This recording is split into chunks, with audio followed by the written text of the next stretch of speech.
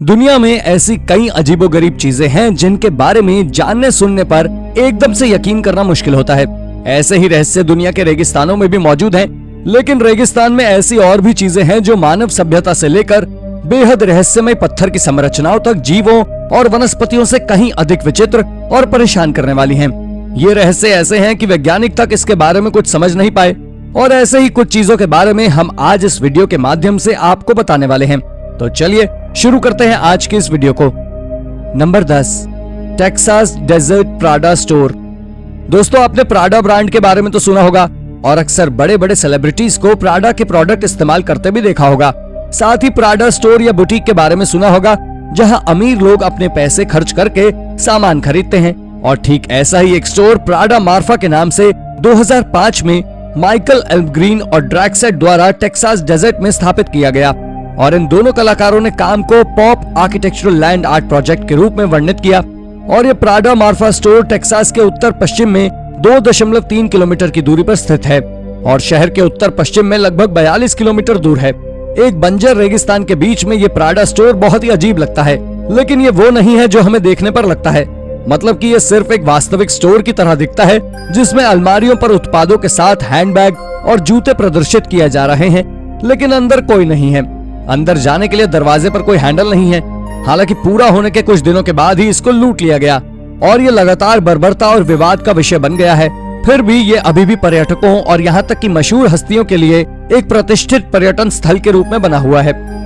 Number 9, Sahara desert. दुनिया के सबसे बड़े रेगिस्तान और दुर्गम क्षेत्र सहारा का नाम सुनते ही कुछ याद आता है तो सिर्फ धूल, आग उगलता सूरज, गर्म रेतीली हवाएं और दूर दूर तक पानी का नामो निशान नहीं।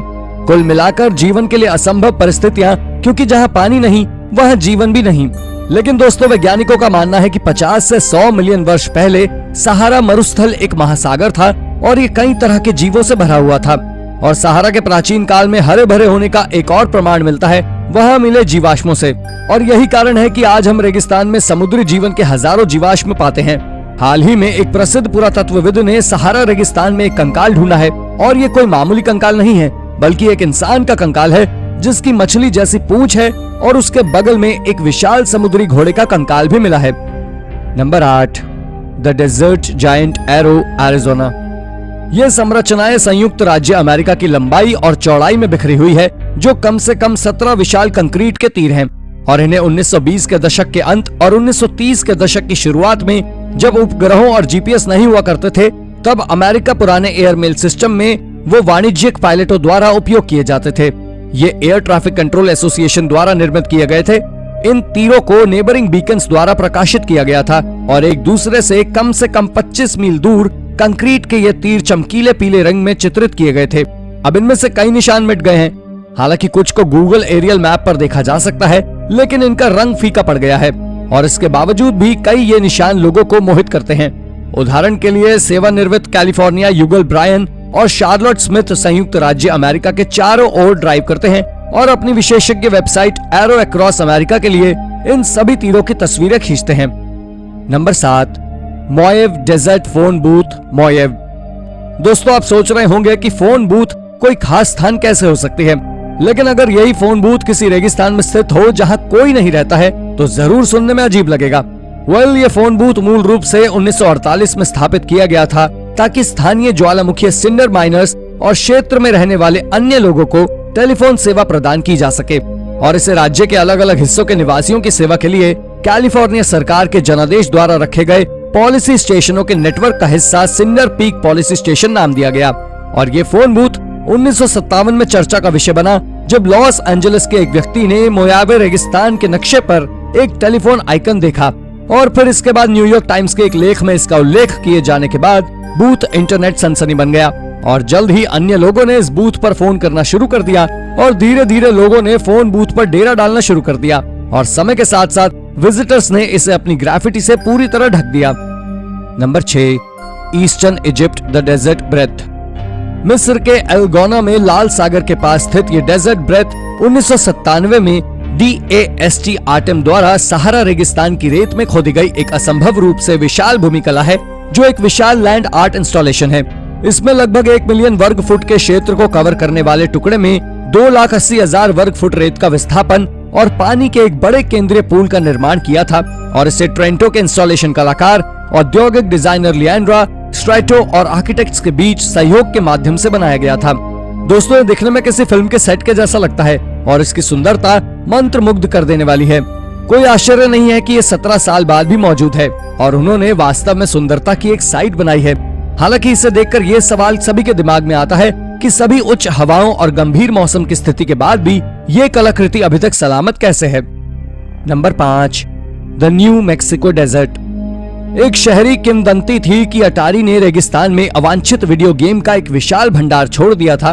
दरअसल 1983 में न्यूयॉर्क टाइम्स ने रिपोर्ट पेश की और कहा कि घटती बिक्री और उपभोक्ता हित की प्रतीक्षा के कारण अमेरिकी वीडियो गेम एंड कंप्यूटर बनाने वाली अटारी कंपनी का भारी मात्रा में स्टॉक फंस गया था और उन्होंने अलामोगाडो, न्यू मैक्सिको में मैदान में बिना बिके वीडियो गेम के ट्रक लोड को दफना दिया। हालांकि इस समाचार लेख की कंपनी द्वारा कभी पुष्टि नहीं की गई और कंपनी के कुछ लोगों ने इसका खंडन भी किया और इसकी सत्यता और दायरे के बारे में संदेह होने के कारण इसे अक्सर शहरी किंवदंती के रूप में खारिज कर दिया गया था।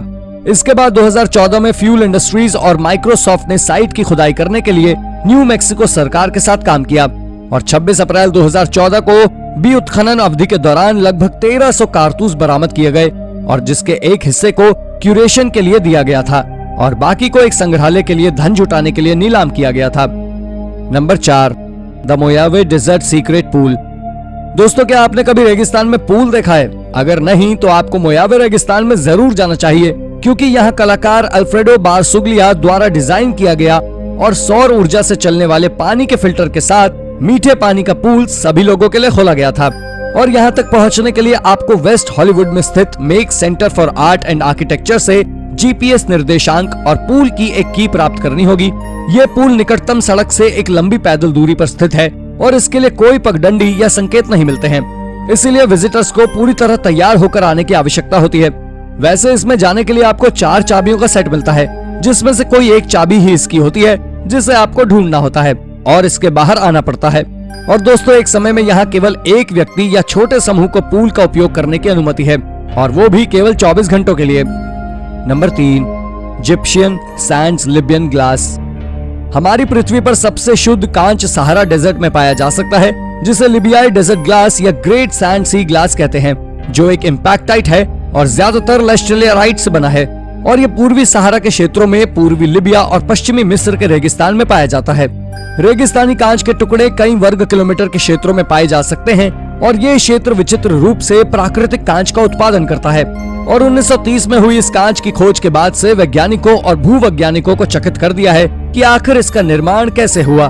वैज्ञानिकों का कहना है कि यह लगभग 26 मिलियन वर्ष पुराना है और इसका रंग अलग अलग है और दिखने में मानव निर्मित बोतल जैसा प्रतीत होता है और राजा तूतनखामून के मकबरे में उसके गहनों के केंद्र के लिए एक सुंदर पॉलिश किए गए कांच के टुकड़े का उपयोग किया गया था जो कि पूरी तरह प्राकृतिक था, लेकिन इस तरह का निर्माण प्राकृतिक रूप से होना अविश्वसनीय है।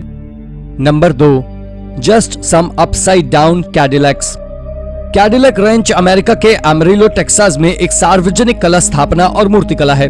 इसे 1974 में चिप लॉर्ड हडसन मार्केज और डग मिशेल्स द्वारा बनाया गया था जो कला समूह एंड फॉर्म का हिस्सा थे और वो खुद को कैडिलैक फिन्स के विकास के लिए श्रद्धांजलि के रूप में 1974 में बनाया गया एंट फार्म कहते हैं।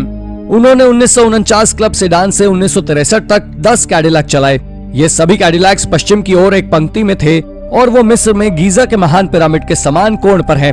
हालांकि ये एक निजी भूमि पर है, लेकिन इन्हें देखने के लिए प्रोत्साहित किया जाता है और इसे देखने के लिए दुनिया भर से लोग आते हैं और ये लोग इस पर पेंट करके अपनी छाप भी छोड़ सकते हैं।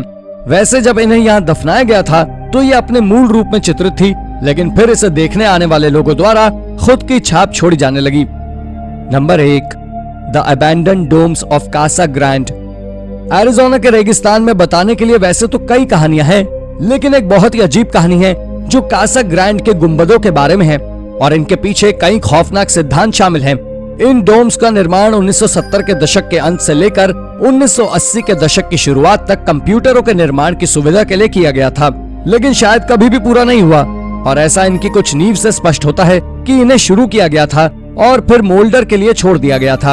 इन इमारतों में से एक को उड़न तश्तरी की तरह आकार दिया गया है और अन्य 3 ऐसे हैं जैसे कि गोले एक साथ जुड़ गए हों और ये विशाल कंक्रीट के कैटरपिलर की तरह दिख रहे हों। स्थानीय लोग इन गुंबदों को कर्मकांडीय जादू टोना और शैतानी पूजा से संबंधित बताते हैं। उनका कहना है कि यहाँ एक भटकते हुए आदमी की आवाजें सुनाई देती हैं, जो रहस्यमय तरीके से गुंबद के अंदर बाहर गूंजती रहती है। तो दोस्तों, ये थी हमारी एक और इंटरेस्टिंग वीडियो। अगर आपको ये वीडियो पसंद आई हो तो इसे लाइक करें और हाँ, जाते जाते चैनल को सब्सक्राइब भी जरूर कर दीजिएगा। Thank you for watching.